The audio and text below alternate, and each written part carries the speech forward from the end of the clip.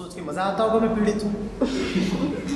देखो, पीड़ित होने में बड़े मजे हैं। अगर तुम पीड़ित हो तो फिर तुम्हें हक मिल जाता है एक प्रकार से जीवन जीने का। किस प्रकार से? दुख बुझा बुझा दुखी, तो बदला नहीं लेना, पर मुझे दुख में जीना है। दुख में जीना है तो मुझे याद ही रखना पड़ेगा कि समाज ने, दुनिया ने मेरे साथ बड़ा अन्याय किया। तुम्हारा रस आ गया होगा उसमें। तुम्हें ये मिलता है कि तुम्हारे मन ने एक गलत संबंध बना लिया है दुख में और वर्च्यू में। दुख में और वर्च्यू में। पुराने ज़माने की जो फिल्में थी हिंदी, उनको देखा है कभी? यस। क्या देखा है उसमें? सर बदला जो आप बोल रहे हो, जो अच्छा था वो हमेशा रोता रहता था, हीरो हमेशा आंसू बहाता नजर आता था, ट्रेजेडी किंग। तो एक संबंध स्थापित हो गया कि जो अच्छा है, जो वर्चुअस है, वो रोता है, और तुमने उसका उल्टा भी कर लिया। इसका मतलब जो ही रोए वही अच्छा है। अब अच्छे तो हम हो नहीं सकते, पर रोएंगे जरूर, क्योंकि रोने से सिद्ध हो जाएगा कि हम अच्छे हैं। तो इसीलिए घरों में आज भी कोई बच्चा हंस रहा हो तो उस पर ध्यान नहीं दिया जाता, पर रो रहा है तो उस पर बड़ा ध्यान दिया जाता है। तुम्हारे मन ने क्या संबंध निकाला? रोने से दूसरों का ध्यान मिलता है, टेंशन मिलता है, तो रो। क्योंकि हंस रहे हो तो दुनिया ध्यान ही नहीं देगी, रोगे तो सवाल ही नहीं पूछेंगे क्या हो गया, क्या हो गया। रोने के बहुत मजे हैं, रोने के बहुत मजे हैं। टेंशन। सपोज मतलब हम अपने अंतरात्मा की आवाज़ नहीं सुनते। अगर सपोज कोई ड्रिंक करने जाता है फर्स्ट टाइम, तो उसको अंदर से एक पॉजिटिव फीलिंग आती है कि ये गलत है, हमको नहीं करना चाहिए, उसके बावजूद वो काम करता है। हम मतलब ऐसा क्यों होता है? क्योंकि उसको जो आवाज़ आती है वो उसकी अपनी नहीं है। तुम्हें आती है अंतरात्मा की आवाज़ कभी कभी? तुम्हारी अंतरात्मा कभी फ्रेंच बोलती है? तुम देख नहीं रहे हो, तुम्हारी अपनी आवाज़ है। वो कुछ भी ऐसा बोलती है तुम्हें ना पता हो, वो तुम्हारी अपनी ही आवाज़ है, जो समाज ने तुम्हारे भीतर बैठा दी है पहरेदार की तरह। वो समाज की आवाज़ है। समाज ने तुमको नियंत्रित करने का एक बड़ा अच्छा तरीका सोचा है। इसके भीतर एक अंतरात्मा बैठा हो, उसमें आत्मा जैसा कुछ नहीं है, वो एक नकली चीज़ है। ये जो कॉन्शियंस है ये बड़ी नकली होती है। ये समाज की चाल है तुम्हारे भीतर। कहता हर जगह तो इसको देख नहीं पाएंगे कि कर क्या रहा है, अपने बेडरूम में, बाथरूम में, गली कोने में, चौराहे में, कितनी बार अकेला रहता है, जो उस पर नज़र नहीं रख पाएंगे। तो एक काम करो, एक चिप लगा दो इसके भीतर। वो चिप तो इसे हमेशा देखती रहेगी। उस चिप का नाम है अंतरात्मा। वो अंतरात्मा बस वही बोलती है तुमने सीखा है। वो अंतरात्मा तुम्हें वही बताती है जो समाज की देन है। और इसी कारण, चूंकि वो तुम्हारी अपनी आवाज़ नहीं है, ठीक इसी कारण वो आवाज़ कभी बहुत प्रभावशाली नहीं हो पाती। वो आवाज़ बोलती ही रह जाती है कि दारू मत पियो, और तुम पी जाते हो, क्योंकि वो तुम्हारी समझ की आवाज़ नहीं है, वो समाज की आवाज़ है। वो तुम्हारी समझ की आवाज़ नहीं है, वो समाज की आवाज़ है। इसीलिए उसमें कुछ दम नहीं होता। सर हम अवसर कैसे बनाएं? है, बनाना क्यों है? अभी है। बनाना कहाँ है? कहाँ जाओगे बनाने? किस फैक्ट्री में? ये हम पढ़ते हैं कि अवसर, जो लोग सफल होते हैं वो अपना अवसर खुद बनाते हैं। ये सब जो बातें जिन्होंने लिखी हैं, तुम क्यों इन पे ध्यान देते हो, उन बातों पे? कि अवसर बनाएं और ये करें और वो करें। यही तो अवसर है, अभी है। बनाना क्यों है? ये वही बात है कि मैं खुद को कैसे बनाऊं। और बहुत लोग लगे हुए हैं खुद को बनाने की कोशिश में। बनाना क्यों है? खुद ही हो, बिकमिंग की जरूरत क्या है? हो, बस गंदगी लग गई तुम्हारे ऊपर, वो झाड़ा नहीं है, कुछ बनाना नहीं है। देखो, कुछ बनाना और सफाई करना, इन दोनों में बड़ा अंतर है। शीशा तुम्हारे पास पहले से, उस पर गंदगी जमा है। गंदगी हटाने में और शीशा बनाने में ज़मीन आसमान का अंतर है। गंदगी हटाना ठीक है, ये सब कुछ जो हो रहा है वही प्रक्रिया है, पर तुम कहो मुझे खुद को बनाना है, अब ये बड़ी उल्टी बात है। इसमें कुछ नहीं रखो। Sir what is the life after death? What is life before death? बेटा, किसी ने सवाल पूछा था यही, कि सवाल ये नहीं है कि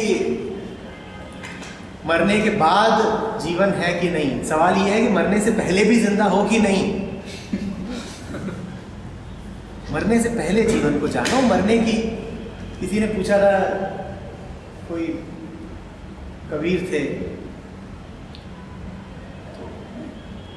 कोई मर गया होगा साधु वाधु आसपास, तो बाकी सब लगे हुए थे, कहते इसको अभी तर जाएंगे। तरना समझते हो? मतलब पार पा जाएंगे, मोक्ष मिल गया। तो कबीर ने कहा जियत न तरे मरे का तरी है। जिंदा जी जो नहीं तरा वो मर के कैसे तर सकता है? जीवन अभी है, इसमें रस लो, इसमें रुचि लो, इसको जानो। मृत्यु को तुम जानते नहीं, मौत चीज क्या है इसके बारे में तुम सिर्फ कल्पना करते हो। तुम में से किसी ने मौत को भोगता है क्या? सिर्फ कल्पना ही तो करते हो ना कि मौत ऐसी होगी और वैसी होगी। कल्पनाओं में मत जियो, जीवन अभी है, जीवन को जानो। जीवन को पूरी तरह जान लिया तो मौत को जान लोगे और उसमें कुछ खास रखा नहीं है। ठीक है, अभी तो तुम सिर्फ बैठ करके ख्याल ही पकाते रहते हो पुलाव, मौत ऐसी होगी और वैसी होगी, बड़ा दर्द होता होगा कि नहीं होता होगा, बड़ा आनंद आता होगा, रोशनी आती होगी, उठा के ले जाती होगी, नहीं तो वो आते होंगे यमदूत भैंसे पे बैठ के, पता नहीं क्या क्या सोचते हो, जो भी तुम्हारी मर्जी है सोचते रहते हो। अभी जिंदा हो, जीवन पे ध्यान दो, और जीवन को जब पूरी तरह जी लोगे तो मौत का सवाल ही खराब हो जाएगा, बेमानी हो जाएगा, गायब हो जाएगा। सर हमें पता सच है, कोई चीज ऐसे हमें पता ही सच लेकिन है। एक मिनट रुकना, मैं मौत के तथ्य से जो फैक्ट है मौत का, उससे भागने को नहीं कह रहा हूँ, मैं जीवन जीने को कह रहा हूँ। तुम मौत के बारे में सवाल करते इसीलिए हो कि तुम मौत से डरे हुए हो, तुम्हें लगता है हम खत्म हो जाएंगे इसीलिए जानने में उत्सुक हो कि क्या बचेंगे उसके बाद, शायद बच ही जाए, क्या पता ना खत्म होते हो पूरी तरीके से, कुछ तो बचता ही होगा। सर मुझे ये जानना है कि हम कहाँ चले जाते हैं। तुम हो क्या पहले ये तो जानो ना। अगर मैं ये कहूँ कि मैं कहाँ चला जाता हूँ तो इसके लिए मेरा ये जानना आवश्यक है कि मैं हूँ कौन, क्योंकि जो है वही तो कहीं जाएगा। सर वही मतलब हम आए कहाँ से और हम कहाँ जाए, हम हैं कौन, आने के लिए कोई होना तो चाहिए ना, तुम हो कौन पहले ये तो जानो। सर वही मतलब तो मैं हूँ कौन, कौन हूँ भाई, मैं पता नहीं कौन मैं कौन छू, मैं जानू नहीं छे, मारी मम्मी कौन छे, मारा डैडी कौन छे, कौन हूँ मैं पता नहीं। वो सब तो नहीं हूँ जो लगता हूँ। ये सब तो हेयर स्टाइल भी बदल जाएगी, चेहरा भी बदल सकता है, उम्र भी बदल जाती है, कपड़े भी बदल जाते हैं, विचार भी बदल जाते हैं, लोगों के धर्म तक बदल जाते हैं, सब कुछ बदल जाता है। और अब मेडिकल साइंस तुम्हारा पूरा शरीर भी बदल सकती है, ऊपर से लेकर नीचे तक सब कुछ आर्टिफिशियल मिल जाता है, लगा लो पूरा बदल जाएगा, पूरी खाल भी बदल दी जाएगी, कुछ रहेगा ही नहीं पहले जैसा। तो फिर क्या है जो तुम हो?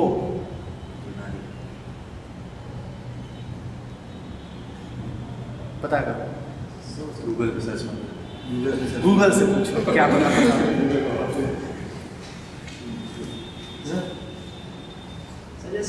नहीं नहीं रुको, कोई वो पूछ रही थी। हाँ।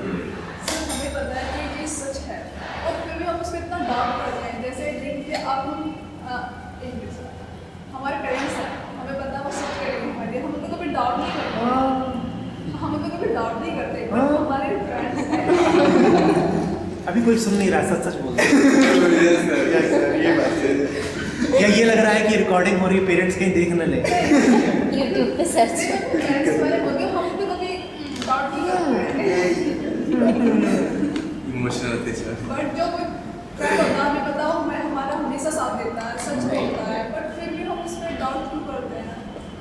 कभी कभी डाउट करते हैं। बेटा तुम शक में ही जीते हो और शक में ही मरते हो। तुम तब तक शक में रहोगे जब तक खुद नहीं जानोगे, और शक का इलाज विश्वास नहीं है। तुम माँ बाप की बात कर रहे हो ना, तुम माँ बाप पे सिर्फ विश्वास करते हो, और विश्वास हमेशा नकली होता है। हर विश्वास अंधविश्वास होता है, सिर्फ जानना असली होता है। इसीलिए तो जिंदगी में हमेशा डाउट बना रहता है ना, क्योंकि तुम्हारा सब कुछ विश्वास पे आधारित है, जानने पे आधारित नहीं है। तुमने मान लिया, सही बात तो बच्चे ये है ईमानदारी की, सुनने में बुरी लगेगी कि हम में से कोई ठीक ठीक ये भी नहीं जानता कि हमारे माँ बाप हमारे ही माँ बाप हैं। ये तो छोड़ दो कि हमें उन पर पूरा यकीन है। कौन है यहाँ पे ऐसा जिसे ठीक ठीक याद हो कि अपनी ही माँ से पैदा हुआ हो? ये तुम्हें बताया ही तो गया। वो भी करवा लो। पर कोई भी टेस्ट 100% एक्यूरेट नहीं होता। और याद रखना कि तुमने आज तक करवाया भी नहीं है वो टेस्ट, और अगर नहीं करवाया है तो कैसे जानते हो? वो टेस्ट बनाया हुआ है। मुश्किल, बड़ा मुश्किल है। किसी भी बाहरी स्रोत पे जब तक तुम्हारा विश्वास आधारित रहेगा, संदेह बना ही रहेगा, शक बना ही रहेगा। और फिर इसीलिए ऑनर किलिंग हो जाती है, जिसमें बाप ही अपनी बेटी को मारता है। ऑनर किलिंग में पड़ोसी तो नहीं मारने आता ना, बाप ही मारता है अपनी बेटी को। इसीलिए हो जाती है, क्योंकि इसमें आंतरिकता कुछ नहीं है। ये सब बाहर से आई हुई चीज़ें हैं कि संबंध बन गया कि बाप है बेटी है, माँ है बाप है। और तुम देखो ना कि तुम विश्वास भी इसी आधार पे कर रहे हो कि तुम्हारा कोई रिश्ता है जो जन्म से बना हुआ है। तुम्हारे अपने जानने से तो ये रिश्ता नहीं बना ना। जब तक तुम्हारे संबंध सिचुएशनल रहेंगे, संयोगिक रहेंगे, कि कुछ हो गया, संबंध बन गया, मैं भी ट्रेन में बैठा, तुम भी ट्रेन में बैठे, दोनों को कुछ दूर साथ जाना है, 5-7 घंटे, संबंध बन गया, तो तब तक उसमें वैसा ही रहेगा जैसा ट्रेन के मुसाफिरों में होता है कि जब तक तो साथ हैं तो तब तक, और फिर उतर गए, खत्म। उसमें कोई उम्र नहीं होती, कोई गहराई नहीं होती, सिर्फ टाइम पास होता है कि तू अपनी मूंगफली मुझे दे और मैं अपना खाना थोड़ा सा तुझे दे देता हूँ। यही तो होता है ना ट्रेन में, क्योंकि वो संयोगिक होता है। तुम्हें जो कुछ मिला है वो ज़्यादातर संयोगिक है। कुछ ऐसा पाओ, संयोगिक समझ रहे हो ना, एक्सीडेंटल, कुछ ऐसा पाओ जो संयोगिक नहीं है, तब देखना विश्वास की ज़रूरत ही नहीं पड़ेगी, तब तुम जानोगे। एक सवाल पूछो, गीता, गीता क्या तुम्हें विश्वास है कि तुम हो या तुम जानती हो कि तुम हो? बहुत अंतर है। क्या तुम विश्वास करती हो, यकीन करती हो कि तुम हो, या तुम जानती ही हो कि तुम हो? सिर्फ जानती हूँ। ठीक है ना, जानती ही हो कि तुम हो। जब ऐसे जानो तब विश्वास की ज़रूरत नहीं है, और तब संदेह भी नहीं उठेगा। कोई लाख आगे तुमसे बोलता रहे, मैं लाख कोशिश कर लूँ तुम्हें बोलने की कि गीता तुम हो ही नहीं, तो तुम होगी लो चले आए पागल। मैं कितना भी तुम्हें मना लूँ कि गीता तुम हो ही नहीं, तुम मान ही नहीं सकती, क्योंकि वो तुम्हारा अपना जानना है। जब ऐसे जाना जाता है तब शक नहीं उठता। ऐसे जानो, इतनी गहराई से, है ना? कैसे जानेंगे सर?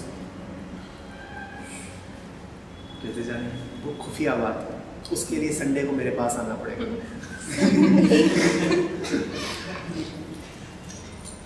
सर पता है?